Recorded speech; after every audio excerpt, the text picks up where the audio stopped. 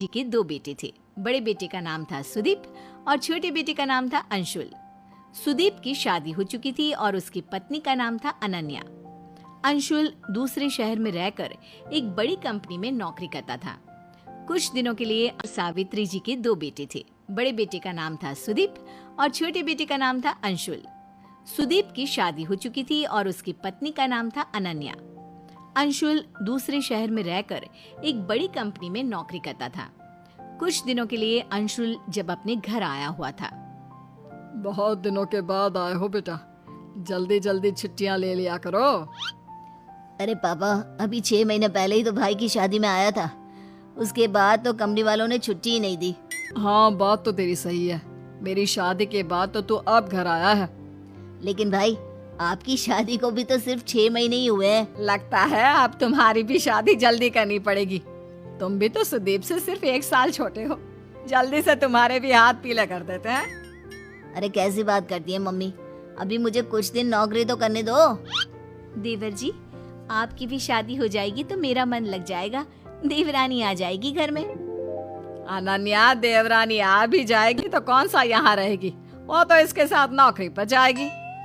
हाँ मम्मी जी, वैसे बात तो आपकी बिल्कुल ठीक है। और फिर कुछ महीनों के बाद ऑफिस से लौटते वक्त सुदीप का एक्सीडेंट हो जाता है और उस एक्सीडेंट में उसकी मौत हो जाती है। ये क्या दुखों का पहाड़ टूट पड़ा। जवान बेटे की मौत हो गई। क्या करेंगे अब हम लोग। शादी को सिर्फ 8 महीने हुए हैं। उसकी पत्नी ने अभी तो अपना जीवन जीना शुरू भी नहीं किया। मम्मी जी, पापा जी, मेरा क्या होगा? मेरी तो जिंदगी खराब हो गई। मैंने कभी सोचा भी नहीं था सुदीप मुझे इतना जल्दी छोड़कर चले जाएंगे। अरे बहू, सोचा तो किसी ने भी नहीं था। हम तुम्हारा दुख समझते हैं बेटा, लेकिन भगवान की मर्जी के आगे हम कुछ नहीं कर सकते। कितना अच्छा बेटा था मेरा। मैंने किसी का क्या बिगाड़ा था जो वो मुझे ऐसे छोड़कर चला गया। जब आखिरी बार भाई से मिला था तो सोचा भी नहीं था कि ये मेरी उनसे आखिरी मुलाकात होगी। इतने खुश थे भैया, मेरी शादी की बातें कर रहे थे। पूरा परिवार कुछ दिन इसी तरह दुखी रहता है। वक्त बीतता जाता है। सावित्री और रमाकांत जी महसूस करते हैं कि अनन्या काफी अकेली और दुखी रहने लगी थी। सावित्री, हमारी बहू की अभी उम्र ही क्या है, सिर्फ 25 साल, और उसके चेहरे की उदासी देखो। उसे इस तरह देखकर मुझे बिल्कुल अच्छा नहीं लगता। आप ठीक कहते हैं, अनन्या बहुत रोती है और उसका अकेलापन मुझसे भी नहीं देखा जाता।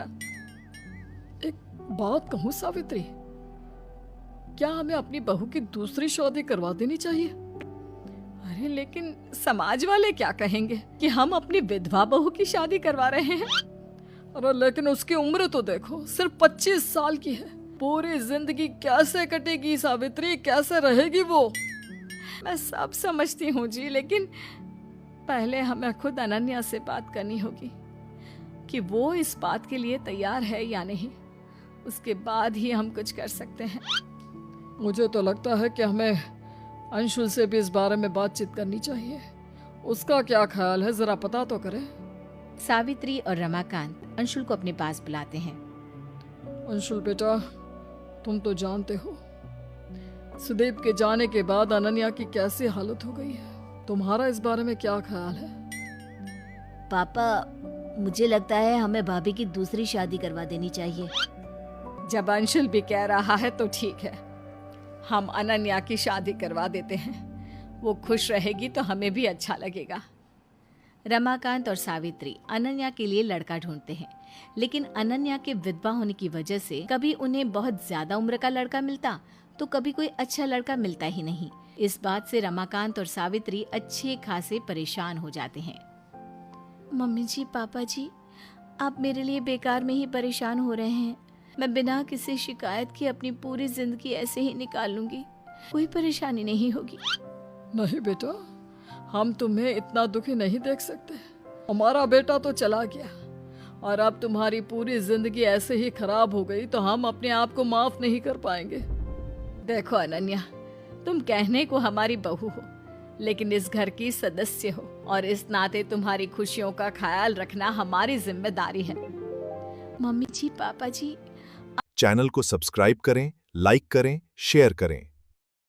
एक छोटी सी मदद किसी के हेल्प कर सकता है। Thank you.